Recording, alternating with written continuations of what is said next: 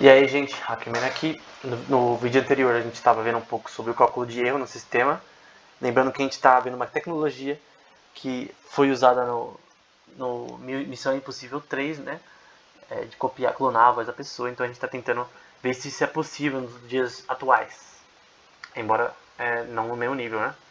E aqui a gente viu que o sistema ele vai cada vez mais se autocorrigir, né? Vai ter as funções de erro que vão ser importantes para autocorrigir o sistema, né? Enfim. E aqui vai ser o cálculo de erro que se chama KL Divergence, Callback Labor Divergence. Então é um negócio relacionado à entropia, né? Esse daqui não era normalmente usado em machine learning, inteligência artificial, né? Mas enfim. Basicamente a gente vai ter ele aqui em Python que vai ser relacionado ao cálculo de erro no sistema. Então esse daqui no programa vai usar esse cálculo de entropia, né? Usado agora na inteligência artificial para calcular o erro no programa. Há um encoder de texto e ao encoder de voz, enfim, nos dois. Tanto de texto para voz quanto de voz de texto para voz, na verdade. Calcular o erro no sistema. Então essa continha aqui é o KL Divergence. Simples. Basicamente uma continha relacionada ao cálculo de erro. É tudo que você tem que lembrar. Nos parâmetros x e y do sistema, né, que são os inputs do sistema relacionado a. Lembrando que, se não me engano, o x. Eu não lembro o que x era. O x era a representação dos fonemas e o y é a representação acústica da voz. Então é tudo que faz a sua voz ser a sua voz. Então calculando o erro no sistema relacionado a isso. Isso aqui em Python, né? Então no caso ali a gente vai usar a livraria math. E ali basicamente essa continha vai estar descrita nessa parte ali, né? Return, a soma de PI vezes o log de PI dividido pelo QI, enfim, que vai ser basicamente esse troço aqui, embora de uma maneira diferente. Enfim, definindo as distribuições, o P e o Q, né, que são os valores que a gente quer calcular, que no caso aqui o P e o Q vão ser os parâmetros, isso aqui é importante, os parâmetros do sistema que está clonando a voz. Então vai pegar relacionado as coisas que fazem a sua voz ser a sua voz e vai tentar processar isso daí, né? E esse negócio aqui vai tentar calcular o erro nesse sistema, que vai ser representado lá no fundo ali, ó. Que no caso aqui, nesse caso aqui, deu esse resultado ali embaixo. Enfim. 1.927 bits, 2.022 bits, enfim. O erro no sistema. Então, calcular na verdade não o erro do sistema, mas a divergência relacionada aos padrões no sistema. Então a gente vai ver isso daí mais pra frente de uma forma mais visual. Usando o WaveNet agora, né?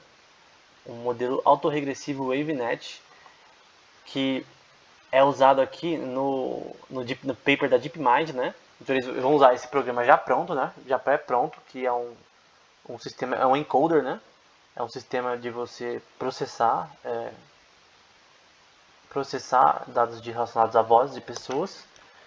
E aqui eu vou mostrar um pouco como funciona, né? É um modelo que ele pega o áudio, né? Enfim, ele tem, nesse caso eles treinaram com mais de 16 mil arquivos e, assim, é um sistema assim muito bem feito.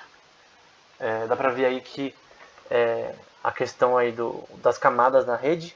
Então, na parte de baixo ali a gente tem o input, que são os parâmetros da voz da pessoa, que vão passar por essas camadas, que nesse caso são 3 camadas de rede, né? Neural, para no fim ser a saída correta, né? Que seria, no caso, identificar a voz da pessoa ou gerar uma voz nova. Nesse caso aqui você pode ouvir por si mesmo, né? Ou por si mesma. Você vai no site da DeepMind, põe igualzinho, você viu aqui, né? DeepMind WaveNet, já vai achar. E você pode ouvir e realmente ficou muito bem feito.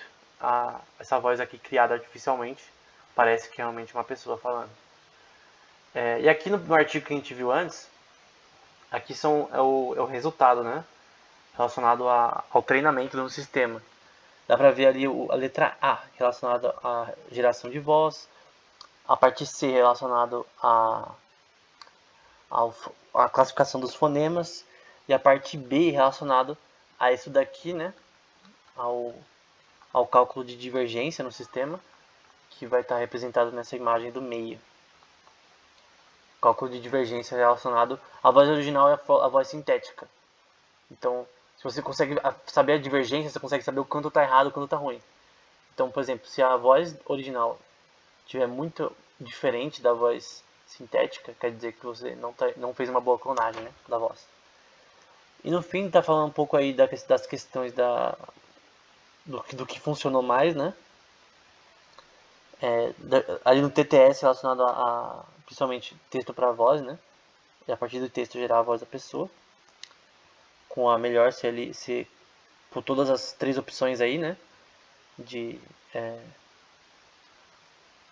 Por exemplo, o decoder de texto no treinamento, cálculo de erro, enfim, todos esses 3 troços aí juntos é melhor para o sistema, né? Para ser mais acurado.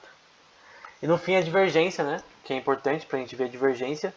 E dá pra ver que não é tanta, embora haja uma divergência em algumas partes, de algumas frases. Por exemplo, na esquerda a gente tem pessoas olham, mas ninguém, ou pessoas procuram, talvez, poderia ser traduzido dessa forma, mas ninguém nunca acha, né? Pessoas procuram, mas ninguém nunca acha.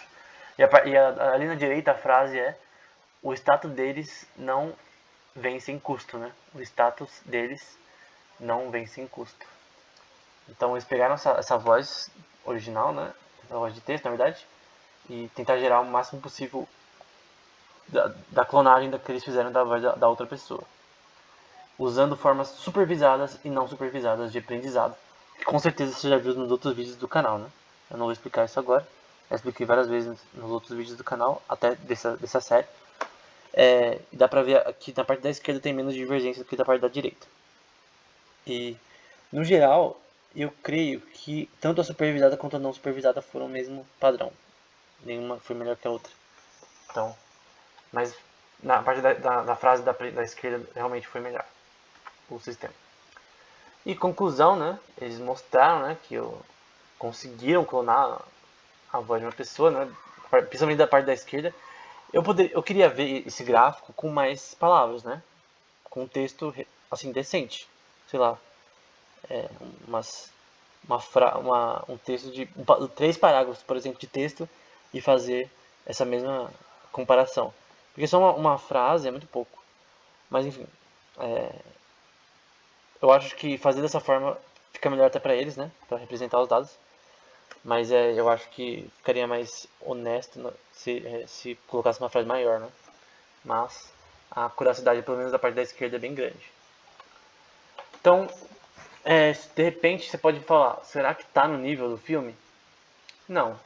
Primeiro que no filme ele usa um negócio na garganta dele, né? No caso o Ethan, pra imitar a voz da pessoa. Então ele consegue falar com uma pessoa da direita ali, né?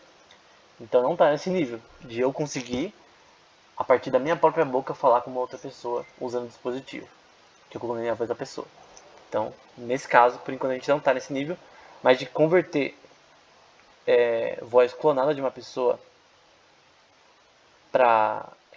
de texto para fala, até que a gente tá muito bom.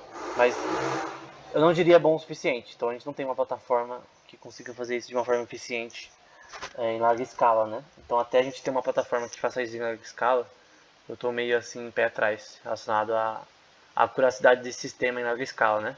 Será que eu conseguiria clonar a voz de qualquer pessoa? Então esse é o problema.